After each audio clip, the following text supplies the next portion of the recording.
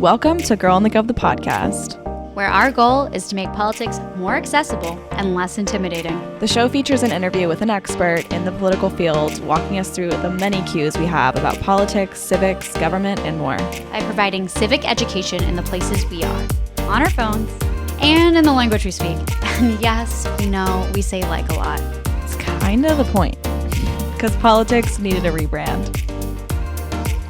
Welcome to, I was going to say Top Stories. Welcome to Girl in the Gov, the podcast. Top Stories was yesterday, folks, and we get into it per usual with some tech legislation that might be coming down the pipeline, some Clarence Thomas drama, and could he be impeached? Could he? You got to listen to Top Stories to find out. Dianne Feinstein conversations around her absence and the Ted Cruz race for 2024 and what that's going to look like. So go listen to that. It's ready for you. She's ready. She's a fun listen. I have to say, we really covered the gamut and we did go down some rabbit holes, which is on brand for us. So I'm glad about it. And if you're glad about it, make sure to leave us a rate and review on Apple. If you're a Spotify listener, that means it's just a rating. You have to listen on Spotify to be able to give a rating. So just a little FY izzle. I'm just gonna FY izzle. Get it. Just throw some fancy language out there. But no, seriously, really appreciate if you guys could. It helps us grow, helps us get in front of more humans. So take 2 seconds. I know you guys will listen on the app right now. It's out, it's in your hand, or it's next to you. So it's pretty much the deal. But I literally was just filling Maddie in before we popped on, and we just have to. This was like the funniest thing to me. So today, I actually started filming what I'm about to say on our IG story. And it was me dancing quotations. Okay. Like, let's be real here. To the hold music that Schumer's office has, which I have to say, whoever picked it, good job. And I also have to say that his voice is really interesting because he has like a whole message and he sounds just a little more refined in it. I'm like, who did a little like audio edit on this guy? I know. I was like, he's getting his podcast training in. Look, if he wants to come on and talk about why he hasn't moved gun legislation, specifically an assault. We'd love to chat. And yeah, this is the forum. Chuck, come on Sugar through. Boy. Chuck I'm stuck on this. Help. Get me off the Chuck podium. But no, anyways, I was on hold. I was giving myself a little dance. And part of it is because Schumer called a meeting amongst colleagues for Thursday, this coming Thursday, that would be what, the 11th? Today's the 9th, 10, 11th. Yeah, 11th. Nice. Out counting 1, 2, 3. So hard, but I really aced it. I'm really proud of myself. But no, he called a meeting about gun violence in this country to talk about next steps. I'm hoping that means there's discussion of bringing an assault weapons ban to the floor. He is the one that has control over whether that happens or not. We've been ranting about it for quite some time, but March 4th looped us in on this happening. And one of the things that needs to happen ahead of that is for everyone to call, not just Schumer, but a lot of these senators that have been at the forefront of kind of making gun reform an issue. Priority. Need to call them and be like, excuse me, this is my number one issue. Get something done. Gotta move on. Exactly. And March 4th has a great script on their IG page. But regardless, I was doing what I was saying and I was calling, I was stuck on hold, took some videos. And then I was like, you know what? Music. You made a TikTok. On TikTok. Yeah. Thank you. I can't get these words out. And nonetheless, I throw the text over. I throw some hashtags on it. Chuck Schumer, Senator Schumer, ban assault weapons. And rarely do we have a TikTok go to the wrong side of TikTok. Like usually it stayed like we'll get people that don't agree with us. And I would definitely say the independent to Democrat. And this is how you know. And this is how you know, because first of all, likes versus comments. Usually that doesn't happen. The comments are not higher. But the comments were all from middle-aged men. And we'll read through some of them. I definitely would not count on that. Schumer gets kickbacks like the rest of them, said Jason 13. Cody Rancher says, LOL, don't think it will go through. House has a say. Thunderboom 979 says, they have 24/7 armed security we pay for, and your ignorance of gun control is astounding and pathetic. Go live in China. Okay. Pat said, found the fascist. The irony. Gurley said, we need mental health control, not gun control. Buckwheat said, we'll keep my guns. Thanks anyways. And let's see who else we have. Scout, Piper, and Dory. Oh, said, it's 3 dogs from Florida. Oh. Ugh. First of all, Biggie would never. Biggie would never. Biggie votes blue. Yeah. Said, should we ban your First Amendment right to post this video? Banning weapons will not end mentally ill people from killing people. So just funny. My favorite's Buckwheat. 100%. 100%. They're just such a variety pack. I was cracking up. I was like, we never hit the middle-aged white dude demographic. And our For You page is like Bravo, pop culture, and super liberal progressive content. So it's just like, why is Buckwheat over here? You know? I don't get it. I don't either. It did crack me up. And I was writing our newsletter, #viral. So if you work on a campaign or a political professional and you want social media tips right to your inbox every Tuesday, sign up, subscribe. Link is in our description. But I was doing that, so I was going to grab the links to the sounds that I was including in this week's. And so I kept just seeing the comments get added. And I was like, oh, why, hello, yeah. Sirs. Well, speaking of the Buckwheats and the Cody Ranchers of the world, Trump found liable for sexual abuse. And defamation. Which defamation cases are hard. True. A jury found Donald Trump liable Tuesday for sexually abusing advice columnist E. Jean Carroll in 1996, the year I was born, awarding her $5 million in a judgment that could haunt the former president as he campaigns to regain the White House. Will it? Questionable. The verdict was announced in a federal courtroom in New York City on the first day of jury deliberations. Jurors rejected Carroll's claims that she was raped, but found Trump liable for sexual abuse and defaming Carroll after she made her allegations public. Trump chose not to attend the civil trial and was absent when the verdict was read. Classic. Did you see some of the clips from his, what's it called? His testimony? Yeah. Like the one where he like literally gets her confused with a wife, then says another one that she enjoyed it. And then in another one, not only she enjoyed it, like she enjoyed, he said rape in that same sentence. So, sir, I can't. He's such a gross and vile human. And I'm so glad that in some regard he's being held accountable, obviously within limits of this particular case. But I sadly don't think that it's going to move the needle for him in his campaign, because if it, like the thing that I think would have originally, like back in the day, 2016 election style, the grab him by the pussy moment, like that was didn't change basically. Yeah. Like this is him. The other thing is that his base isn't seeing this anywhere. No, they're not getting this news. It's nowhere to be found. They have no idea what it is. And even if they did, they would think it's bullshit, or that, you know, he's just the victim in this situation of a corrupt system or whatever.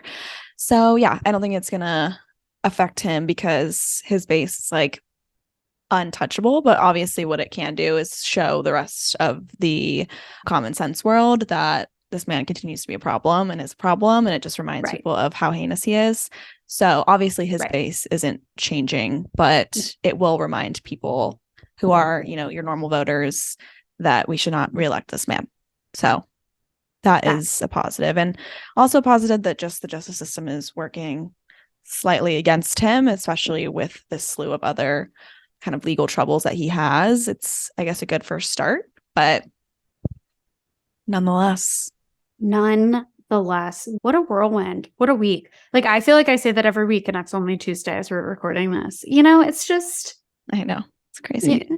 Honestly, Crazy, that would be kind of, I don't know if this would be cute on merch or not, but like something with that involved with it. Mm-hmm. Like, what a week. What a week. Cute. I like it. We'll work on it, guys. We'll work on it. We always say that with merch, but it's guys, it's really, it is so much harder to make happen than you realize. Mm-hmm. Like especially to try and give you guys quality merch, like not just like, I do have one quick housekeeping note, and that is that we are now on Lemonade, which is a new social media app. It's kind of like Pinterest and Instagram had like a baby, but like with the TikTok algorithm. So it's like it's just like all in the family. Mm-hmm. I've been describing it that way, but also so is everyone else. I think that's perfect. It really perfect just description. When it captures, it captures. Anyways, we're still new. We're still adding content, but it's kind of like a nicer way to show like roundups of episodes. So if you're like curious, oh my gosh, what about all the education episodes? It'd be good to have like a little like playlist of those. It enables us to be able to create content that really does that and just makes it like more accessible that way. So join in the fun. Download the app. If you already have it, add us, Girl in the Gov, all the usual stuff. And we'll occasionally share it to our story so that you can grab the link and go. So yeah, join us. But I guess we should say also join us in this interview. Join us in this interview for sure. Who are we talking to? We are talking to Alex Gomez, who's the executive director at LUCHA. So we are talking all about Arizona politics today. We're getting into it, getting into some of that state politics realm. I think we said this in Top Stories yesterday, but we really want to make sure that we're giving a focus to every state under the sun. So this is Arizona's moment to shine. Of course, we'll be covering Arizona in more ways than one. If you want to also learn about what happened with the ballot measure for abortion last year, we do have an episode on that, speaking of Arizona politics. And if you're just curious about the ballot measure process that's become tip of the tongue, then you're going to want to check that out. But regardless, this is obviously a more up-to-date look at what Arizona politics looks like in 2023, what's to come, and we'll be circling back. So right now, I'm just going to call this the Arizona Politics Starter Pack. But without further ado, here is Alex. We are so excited to welcome Alex Gomez of LUCHA. Like, we are getting into it. And for those that aren't quite aware of this organization, what you guys do, can you give us the 4-on-1 on sort of what goes on at this organization? Yes. Well, thank you so much for welcoming me. It's just such a treat to be on with you too. You know, LUCHA was born out of a fight during the Arpaio years. He was a really horrible sheriff that his business was going and terrorizing immigrant communities. So he would go and with his sheriff's posses, do checkpoints on the street, asking just regular people to show their papers when they're stopped at a stoplight. Raids and also supermarkets, workplace raids. And the then executive director of LUCHA that founded Living United for Change in Arizona, LUCHA, she went and protested at the Board of Supervisors, which back then to show up and disrupt in any way, he would send over his sheriff's posse. And so him and a couple of others, including now our Senator Raquel Teran at the state legislature, were arrested. And so from there, you know, she was able to take the money that she won from this lawsuit against Arpaio and found the organization. And so LUCHA has been going strong as a organization that wanted to be able to contest for power and center our communities and make sure that communities of color and communities that are at the margins have a seat at the table. And so we have been staying true to that mission. We're the organization that heard from our members in 2016 that it was really hard to make ends meet. And so we were advocating for the fight for 15. And so we took that fight and turned it into a state fight where we were able to increase the minimum wage, taking it from $8 to $12 by 2020. And now every year folks get an increase due to inflation every single year. And so, you know, we're really proud of the work that we do in ensuring that our our community members are the ones that are driving our policy agenda, driving our organizing, and that we're also ensuring that Lucha is advancing social, racial, and economic transformation in the state so that we can create the Arizona in the next 20, 30 years that our communities don't feel like we have to just be surviving, that we're building an Arizona where families can thrive. Mm-hmm. Absolutely. Love all of that. Well, what is your journey into getting into this role? You're the executive director. Can you kind of explain how you got involved with Lucha and the story there? Yeah. So I actually came into the work because my father was undocumented, a long time ago when we lived in California, and just seeing his plight and the fear that he experienced, we had to make a decision as a family whether we stayed in California for him to get detained and deported or whether we moved somewhere else. And this was during the Governor Pete Wilson years. And so we moved to Arizona. I got involved when Arpaio started all of his anti-immigrant wave. And through that trajectory, I started organizing, but I began also organizing at a national level with United We Dream, advocating. When I joined the team, we were advocating for parents to be able to get deferred action. What I quickly realized is that in the fight for citizenship at a national level, that in order for us to be able to win, we needed to build a robust infrastructure in the states. So we needed to have mass amount of people power and build organizations and infrastructure that could contest against these bad legislators and bad policies. And when we lost the immigration reform fight in 2013, I was angry and seeking, for a vehicle for me to be able to actually build the people power that we needed in order to win. And so that's how I came upon Lucha. I was a board member of the organization, and then I was asked to join as a co-executive director. And we had a co-executive directorship for about 8 years, where it was really exciting to, be able to build up an organization that now was speaking truth to power, increasing the minimum wage, taking on really big electoral fights. And this is my first year as sole executive director. And so it's really exciting. We have a really incredible team that are fighting hard right now at the legislature to ensure that we protect democracy and that we keep a lot of the protections that we have currently for our families. And so I'm just, really honored to be with an organization that is deeply rooted in community and centers the voice of everyday people. Well, congrats on also first year doing it solo. That is huge. Big moves.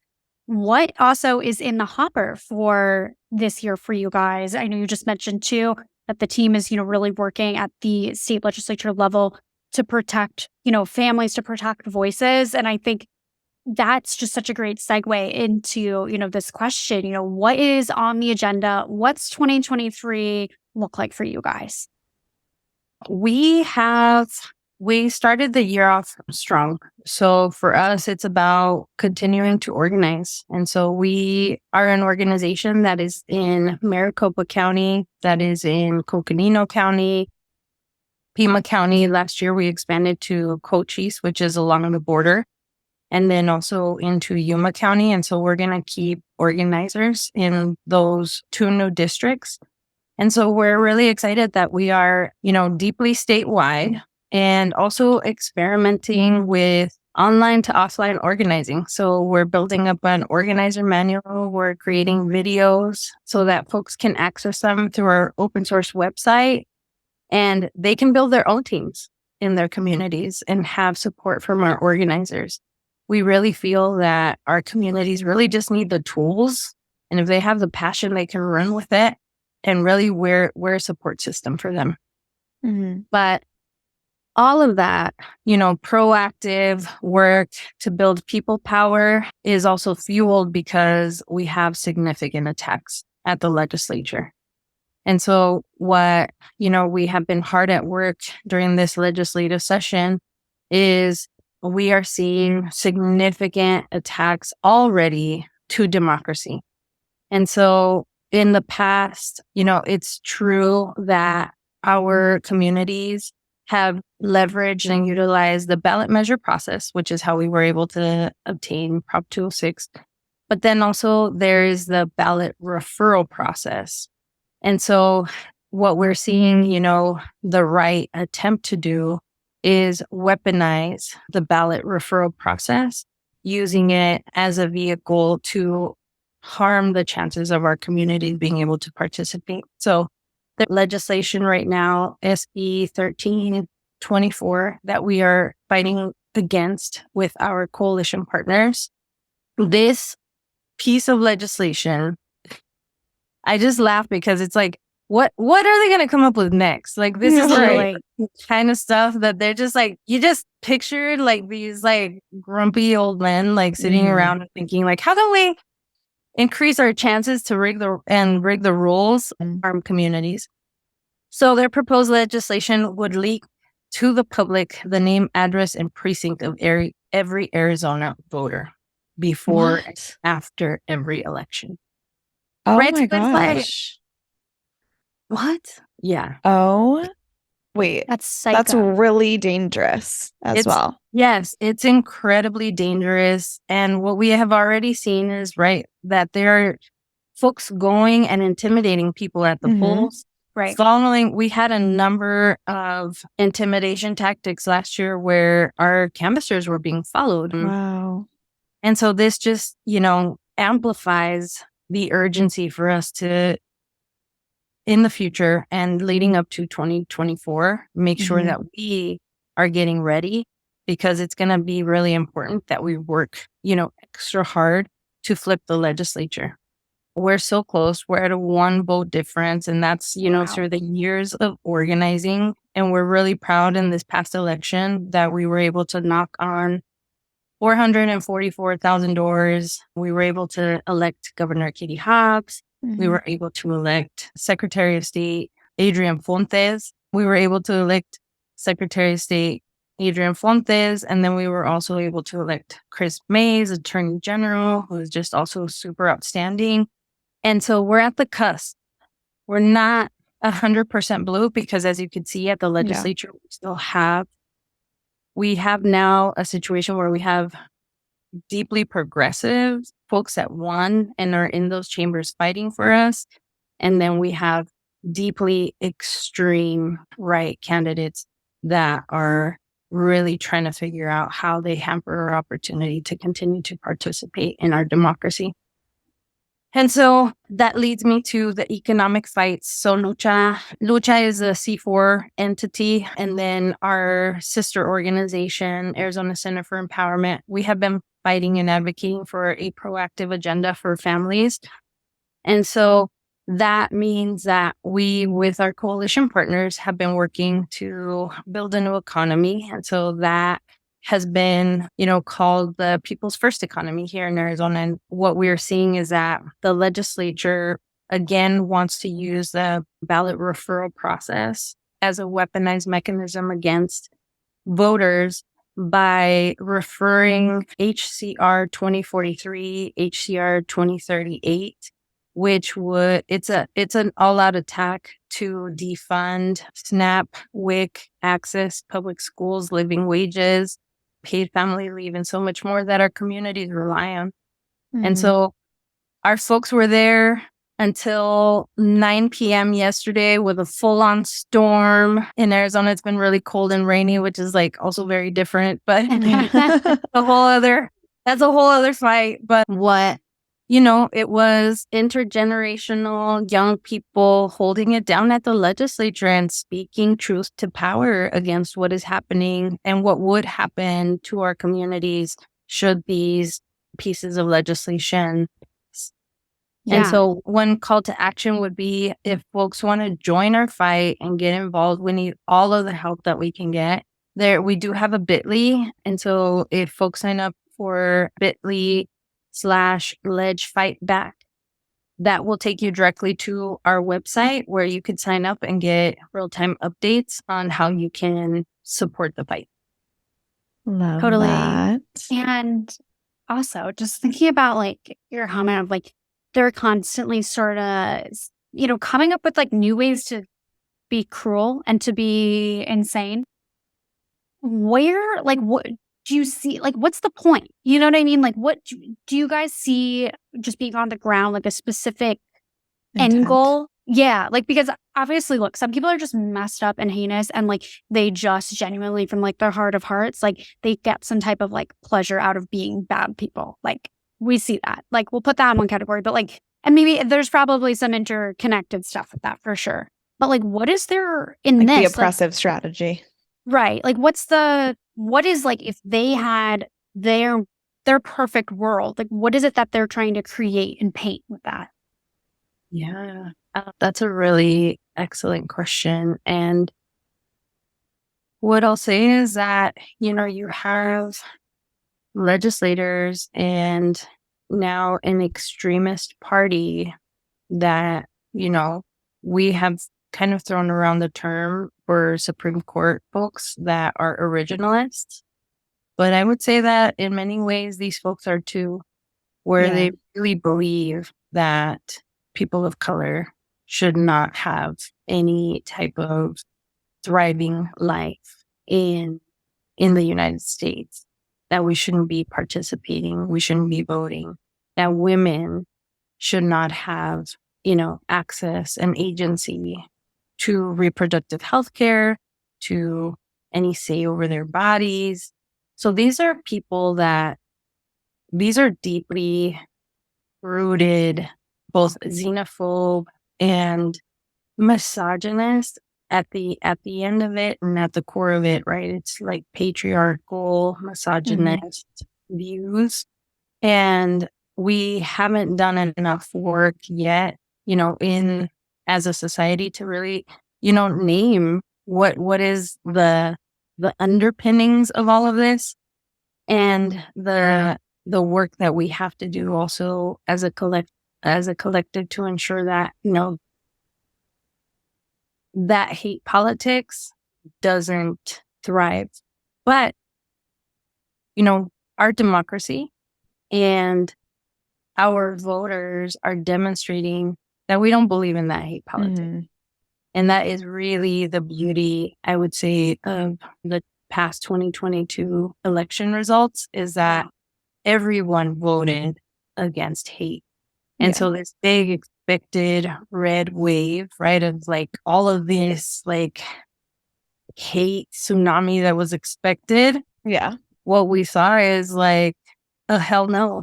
Like that is going to be who we are. That is not who we want to be. And, places in Arizona that have always been discounted, that folks wrote off as just like, a deeply red state that would never turn. Here we are after over a decade of organizing. And so I think that also too is like leads to a next question, which is like, what is the actual like political landscape of Arizona? Because this is like Steve Kornacki's favorite thing to talk about. And I just like love the dude. He just wears khakis in a certain way. You just got to love him. But like, I'm like, okay, he's not in Arizona. He's with his board. So, what, limiting factor here. You guys are actually organizing on the ground. You are seeing, what's happening. And you're also talking to voters and knocking on those 44,000+ doors. And I'm just curious, what does that landscape actually look like? Like, what is the general, consensus is maybe too broad of a term, but what is the general vibe in Arizona politically? Yeah, for sure.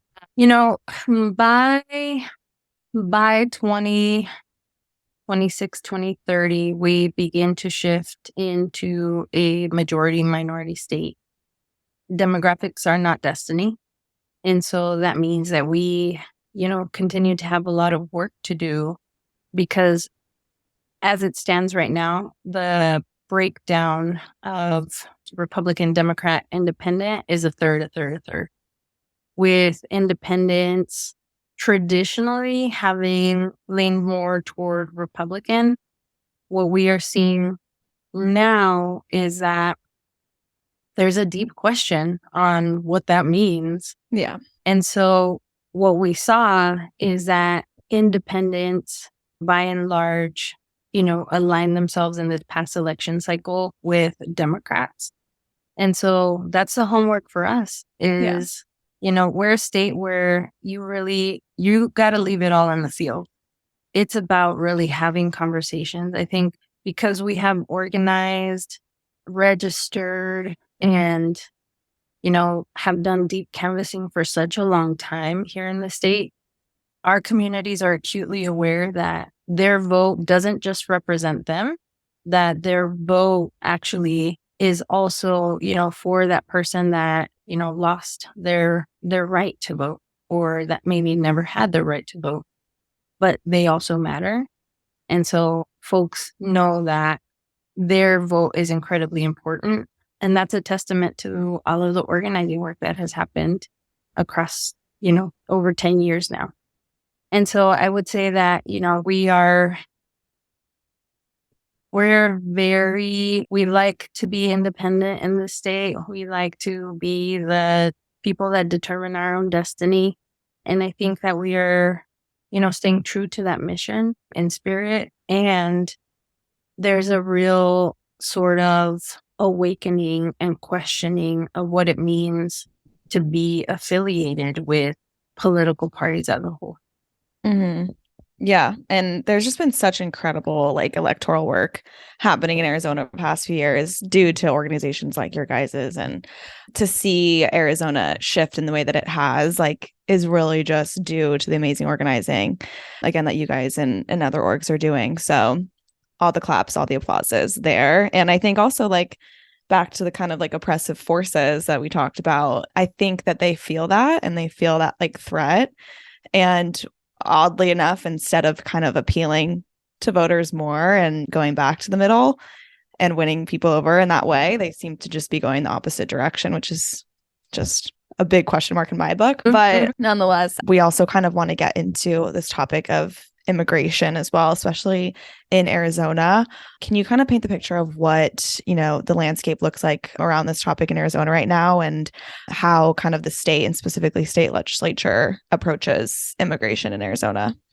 Yeah. So that's a really big kind of marker.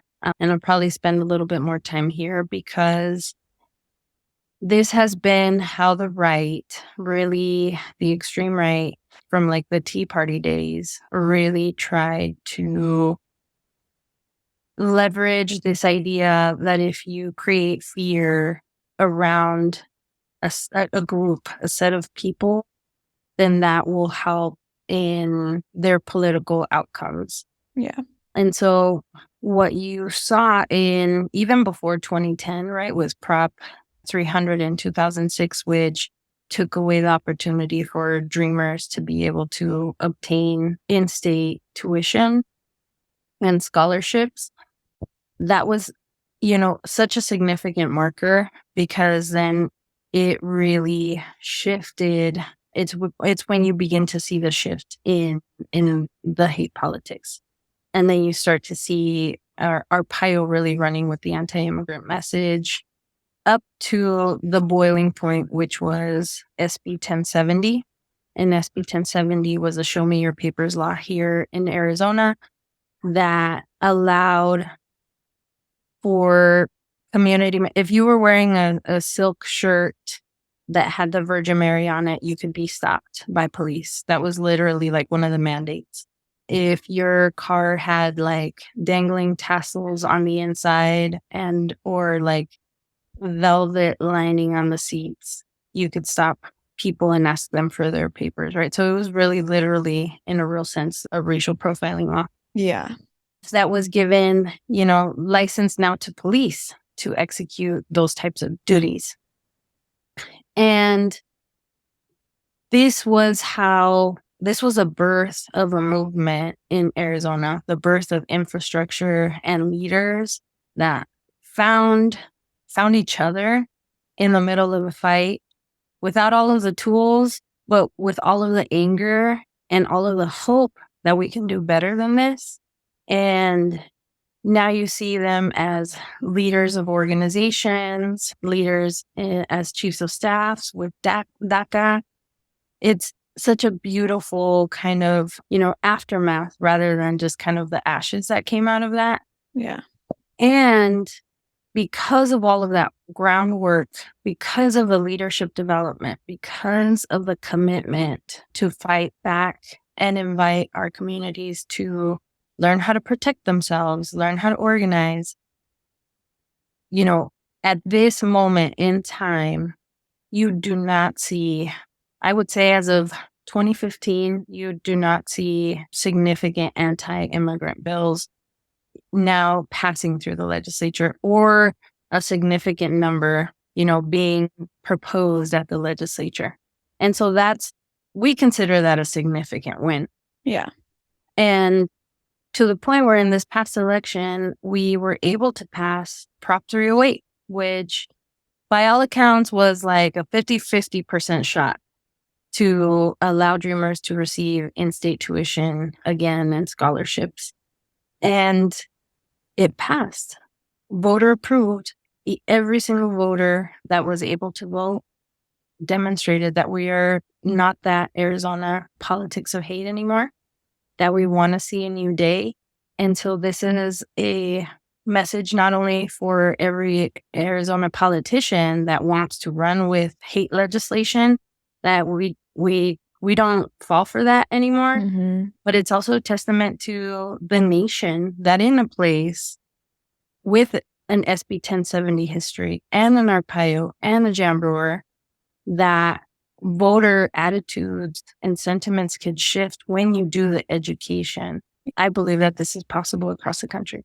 Shout out to ballot measures and propositions everywhere. I think especially last year, it was such a great political lesson to know that these are such amazing tools too, to not only just get stuff done and get, policy enacted, but to show where people are at. And I think, seeing some of the even abortion measures, was it Kansas, Oklahoma? Yeah, Kansas. Yeah, just, seeing Kansas show out for reproductive rights and being like, no, we don't want this. We don't like your rhetoric. We don't like, what you're proposing on this front. I think I love to see some of that and show that direct democracy and show the powers that be that no, this is what the people want. And I think it's such a great tool for kind of longevity too, of kind of steering the political conversation certain ways. So we love to see that. And we're going to get a little bit into more of Prop 308 and what you mentioned, but we want to kind of dive in first to our I Have a Stupid Question segment and start off with, what is DACA? It's something we hear all the time, but we really want to have a moment to really define it and understand what it is and if there are requirements to qualify and all the details there. Yeah, for sure. And I'm ready for these awesome questions. There is no questions. So DACA is Deferred Action for Childhood Arrivals. And this is a program that provides work permits for all people who came to the United States since June 15th of 2007. And at that point, folks were 15 years old. They have lived here also through June 15th of 2012 and went to an accredited school and the accreditation is determined by USCIS. Currently, people who have DACA already are able to renew their documents, but where we are at now with DACA, there are no new applications that are being received. We're in the process of waiting for the Supreme Court. We're in the process of waiting for the Supreme Court to make their final decision on where this program will be. And folks need to apply within 120 days before their expiration. Got it. Well, for another question in this realm is, what is a permanent residency card? So the permanent residency card is also, more commonly known as the green card. That's provided to a person who has been approved for residency in the U.S. And normally those cards are good for about 10 years. There's some cases based on petitions where they don't have an expiration date. Some others can be provided, but they're called conditional residency cards. And those are normally about only 2 years long. And after that time frame, the person has to submit a petition to remove those conditions. So it's a legal permanent resident. Got it. Okay, next one, if you're ready. Just speed and throw. What's a naturalized citizen? The naturalized citizen is a person who was not born in the U.S., but however, that person now fulfills all of the requirements and can become a U.S. citizen. Got it. Okay. And then last on the list for this segment is, what are citizenship classes and what do they do? Yes. Okay. So citizenship classes, I'm so excited about this question. We provide at LUCHA, we also provide citizenship classes. And so they prepare the applicants to be ready for their interview with USCIS. Those exams, they're not easy, but with, studying and having a community of support, whether it be your family, neighbors, faith institutions, we've had lots of graduates. And so those exams are a total of 100 questions that need to be memorized by the applicant. And then when you go there, there's also a written test component. Wow. See, the thing is I would fail. Yeah. As a terrible test taker since birth, it's a miracle that either of us even got 400s on the SAT. We did write our names. So I didn't take the SAT. You did? I took the ACT. Little student athlete perks. I have so many questions, but without totally getting off track, let's talk about just generally the citizenship process in the U.S. I know that this can go a few different ways, but generally speaking, like, what is that process for people? Like, what does that look like? What does it entail? Yeah. So there's the mechanics of it. And then there is the experience that, a lot of our community members have, where it's a really complicated and convoluted process. In many instances, folks like my dad, who were working with lawyers, particular during the 1986 amnesty that we all reference. During that time, lawyers felt that, some lawyers, unscrupulous ones, that this was a time to be able to come up on some money. And so not only did they take, or still in some cases take, dollars from our communities, but then leave their paperwork hanging. And so then that creates a whole snowball where USCIS feels that, they're not taking the process seriously, and their process gets thrown out. That happened to my dad.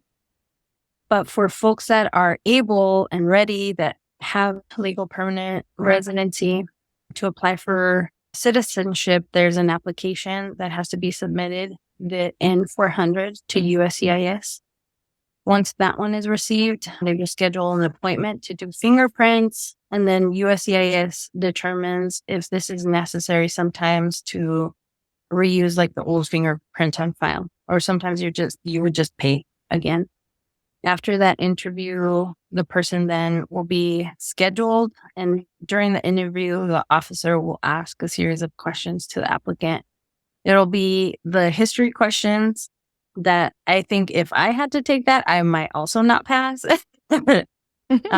The written test questions, and then also just personal history questions. And then once the applicant passes, they will be scheduled for the ceremony on that same day or a different day. It depends on the availability. And just like in my own memory now, my dad actually became a citizen last year after waiting with his legal permanent residency for about 30 years. He was really intimidated by the test. We were just talking about how intimidating the test is. And so he spit his little heart out, and he was registered to vote at my house, and he was so happy. So, it's possible, and there's grassroots organizations across the country that will support through the process because it is intimidating. It totally is. That education piece is so important. I'm glad you guys do that, and congrats to your dad proud of him. It's like gotta be just such an intimidating process. And there's so much on the line too, that just adds to that. Like, when you take a test, even in school, and you're like, oh my God, if I, this will make my grade for the whole semester, if I fail or not, like that alone is like, I crack under pressure, but really having, this weight of, citizenship and what that really means is a lot to also kind of process and get like take that step to go after it. But back to electoral stuff, especially looking in Arizona, I have a question too about just Latino voters and how there have been just like this big conversation around this group and where I guess this group is kind of starting to lean one way or the other. We're kind of seeing both. Can you kind of explain too, like what you've seen as far as this major voting bloc now and really where they're leaning, and also like what are the best, I guess, approaches to winning over this block and the priorities that they hold? Mm-hmm. Ooh, meaty question. Okay. So many layers to that one. Let's go. Yes. No, seriously, thank you for this question. We've been getting a lot around this. Both, I would say that it's been within the Latino community, right? That there has been this echo chamber, I would say, that Latinos are defecting to Republican, and so we have to like, what are we gonna do? Why are we voting Democrat? Like all of that. And there's a couple of truths. One is that the Latino community is not a monolith, and so you have intergenerational Latinos that literally the border crossed them, and that just they have been targeted by the messages of rugged individualism, that, the right really does a lot of deep investment in targeting men in particular across ethnic and racial groups around this idea that, you're not going to tread on us. We have the right to bear arms.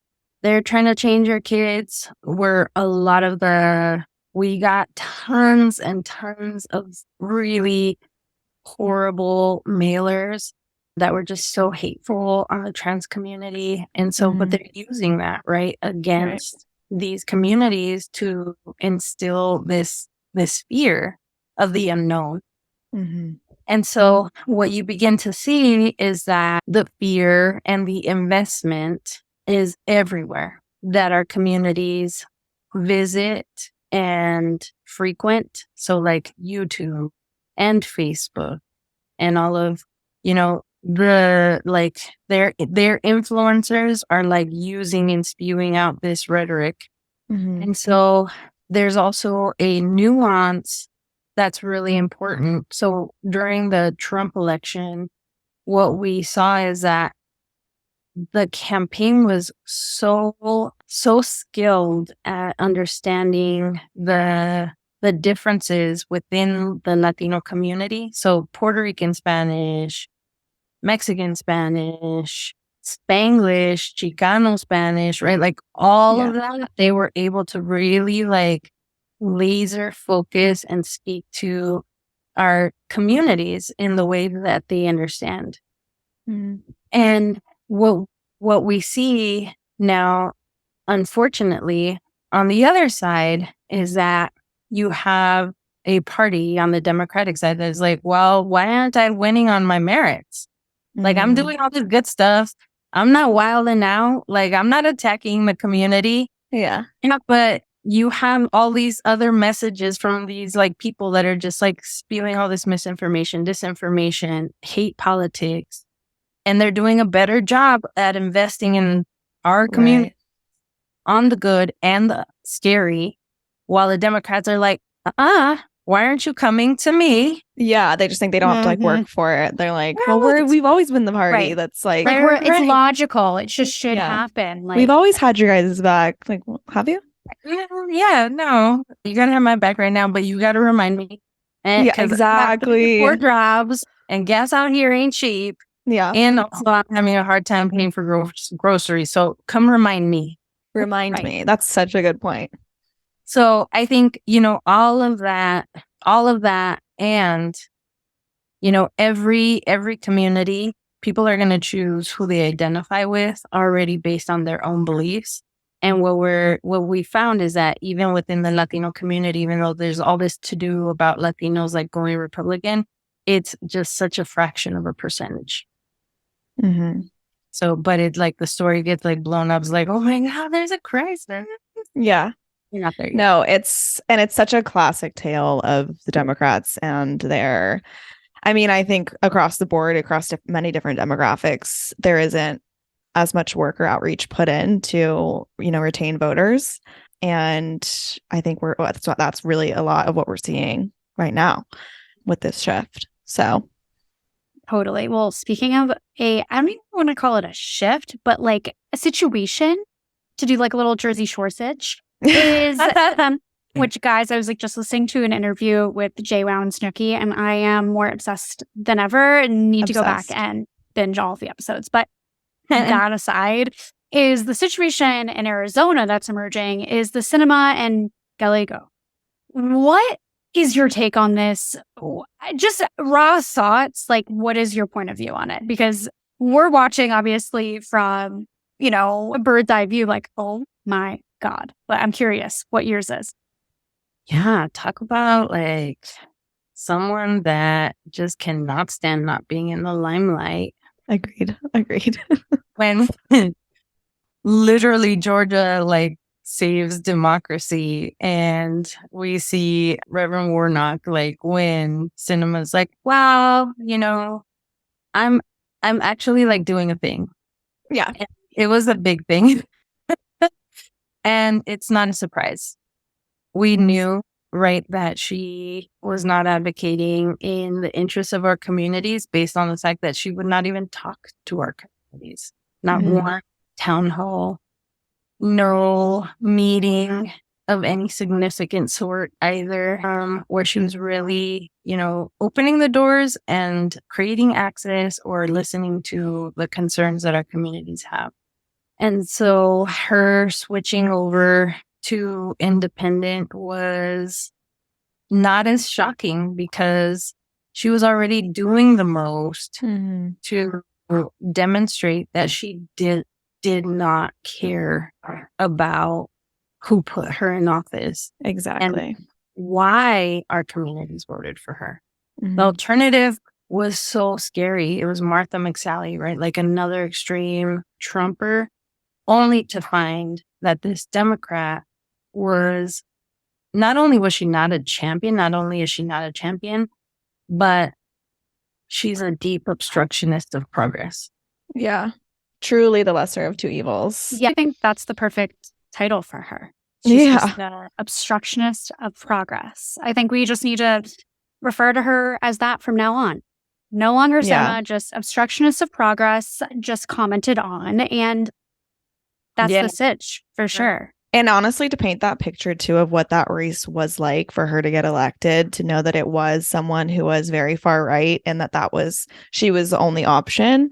And it just makes it even worse. I didn't really know that. I didn't know about that race. So like to think of it now, it's like she really used this Democratic title to get elected and ultimately feed her own interests. And she clearly loves attention. I'm not sure what her, horoscope is, but there's probably a deep dive we can do there to figure it out.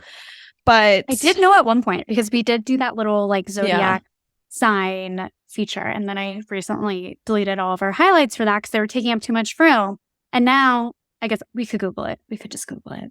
Oh my God. Now what is her sign? Zodiac sign. We all get She's like Cancer. Cancer. I wish I knew more, Which but is I'm a water sure sign. Her birthday. We'll have Janique break it down for us. Janique, if you're listening, Mm-hmm. give us the tea. No, it's just really interesting to kind of hear more about really honestly the race that got her into that position. And like her and Joe Manchin, like we knew were obstructionists, but then for her to make this move, I think it's fully appalling. It was, but at the same time, it was also so telling of like who she actually is. So we will see what happens here. I hope, not sure if other people are going to jump into this race, but it'll be interesting to see nonetheless. But what other races do you think that people in Arizona should have their eyes on, if there's any in 2023 or just looking at 2024? What are your spotlights? We have some really cool ones coming up. So for this year, Regina Romero is the mayor of Tucson, and so we want to reelect her. She's just wonderful, from the community, total badass. And so she has just been a champion. Environment, across the board, all the things. So that's like a big one that we have our eye on this year. Just like one note on the Gallego and Cinema race is that in all of the polls, so we've now polled Carrie Lake, Gallego and Cinema, former Governor Ducey, Gallego and Cinema, and Gallego is leading in all of the polls. Is he? So, nice. Okay. Yes. So that really just like goes to show that voters across the board are done with Cinema, and that she would be the vote splitter in this equation. And so she really needs to sit this one out if she cares about the future of the country and if she cares about her Arizona constituency. We still predict a potential presidential run from her as well. Oh so don't sleep on that. Yeah, that's where I don't put actual money on bets, but my air money that I put on things is on that. Oh no. No. I mean, look, it's no, that it doesn't happen. No. You know, she loves the spotlight. And the shift to an independent for a 2024 presidential race with the options for president that we have right now. I mean, it just would make sense. But sorry, what other races are we looking at? I mean, I wouldn't be surprised. Like she should go on that old school show. I don't know if y'all remember it, the Fear Factor. She just loves to shock. Like that is her whole shtick. Yeah. But other races, the big one coming up next year that we're hearing significant interest from is Congressional District 3. And so that's a like deeply blue, deeply progressive, centered in the hub of like people of color are like majority voting bloc. And I'm here is in that race. And so she's our Arizona AOC. So if you think of in Arizona, you cannot think of Arizona without Raquel. She has really been the person. She was my organizer. She was one of the people that got arrested at the Board of Supervisors against Arpaio. He sent his sheriff's deputies to her home, right? Like, she has been at the front lines of every single fight here. And to see her go into, the federal space and own it and join the squad would be just like incredible. Iconic. Yeah. Iconic. Look, we love when they take in new members of the squad. So, Totally. we love an expansion moment. So We do. we'll have to make it happen. Yes. Let's. Those are big, in addition to the presidential race. We want to make sure that Arizona keeps it blue. Absolutely. Amen to that. Oh my Amen God. to that. Well, thank you for highlighting all of this. Do you mind also plugging where people can get involved and help you guys out in this fight in Arizona? Social media, websites, all the things. Totally. So folks can go onto our website and can join the fight through our website, and that's luchaaz.org. We have a lot of actions coming up at the legislature. We're doing our teach-ins the week of the 13th of March, and the hope is that we can give and provide a space where our communities can come together and get the political education they need to advocate at the legislature, sign up to speak, or sign in opposition to these horrible bills. Yeah.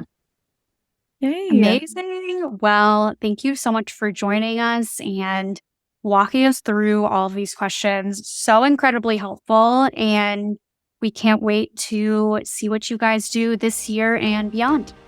Awesome. This was so much fun. Thank you for having me. Really appreciate you. Of course. Thank you.